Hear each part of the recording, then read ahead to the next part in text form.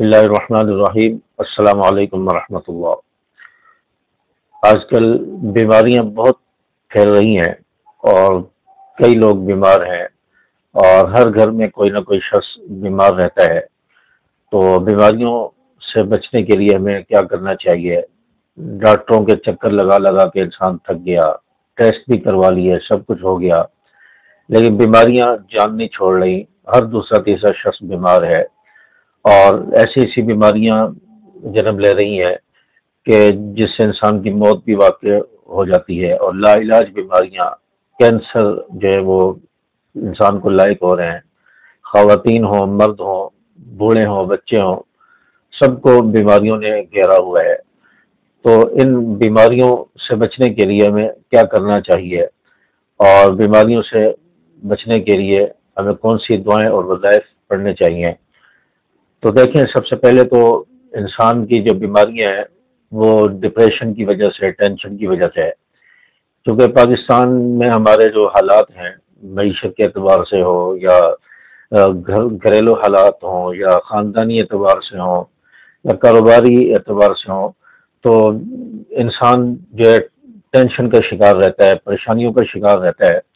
تو اس ٹینشن کی وجہ سے انسان کو بیماریاں لاحق ہوتی ہیں، شوگر کی بیماری لاحق ہوتی ہے، معدے کی بیماری لاحق ہوتی ہے، دماغی طور پر جو ہے انسان ڈپریشن کا شکار ہو جاتا ہے۔ تو سب سے پہلے تو ہمیں ٹینشن سے بچنا چاہیے۔ ٹینشن جب انسان کو ہوتی ہے تو انسان ایسا ایسا ڈپریشن کی طرف چلا جاتا ہے، تو اس سے پھر بیماریاں جنم لیتی ہیں۔ اور دوسری وجہ بیماریوں کی ہماری غذائیں بھی ہے۔ تو انسان جو ہے فاسٹ فوڈ کا استعمال کرتا ہے اور مسالے دار غذائیں اور باہر کی جو غذا ہے، باہر کا کھانا ہے، تو یہ بھی انسان کو جو ہے نقصان پہنچاتا ہے۔ اس سے بھی بہت ساری بیماریاں جنم لے رہی ہیں۔ آج کل چونکہ باہر کے جو کھانے ہوتے ہیں ان کا کوئی اعتبار نہیں ہوتا، غلط چیزیں، خراب چیزیں جو ہے اس میں مکس کر کے وہ کھلائی جا رہی ہوتی ہیں، تو جس کی وجہ سے انسان بیمار ہوتا ہے۔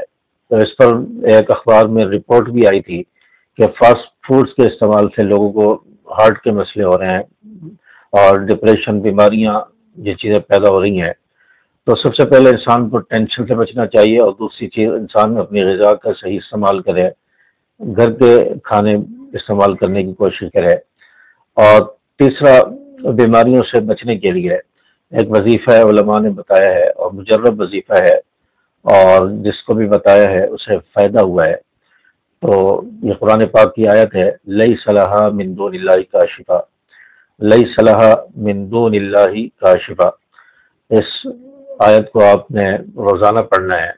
صبح ایک تسبیح روزانہ پڑھ لی جائے، روزانہ ایک تسبیح صبح پڑھ کے مریض کے اوپر دم کر دیا جائے اور پانی پر دم کر کے مریض کو روزانہ پلایا جائے، تو انشاءاللہ اس کو پلانے سے انشاءاللہ مریض شفا یاب ہوگا، اور انشاءاللہ کینسر کا مرض بھی دور ہو جائے گا۔ کینسر کے مرض میں اگر مریض مبتلا ہے تو انشاءاللہ وہ دور ہو جائے گا۔ تو اس وظیفے کی برکت سے کئی سارے ایسے مریض شفا یاب ہوئے ہیں جن کو کینسر کا مسئلہ تھا، لا علاج بیماریاں تھیں۔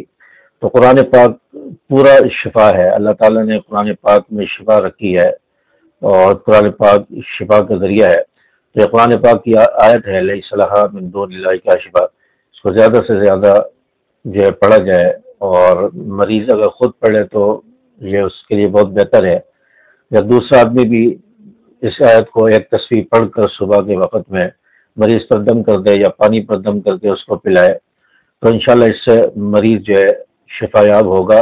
یہ مجرب وظیفہ ہے۔ امید ہے کہ بات آپ کو سمجھ آئی ہوگی۔ ویڈیو کو لائک کریں، شیئر کریں۔ السلام علیکم ورحمۃ اللہ۔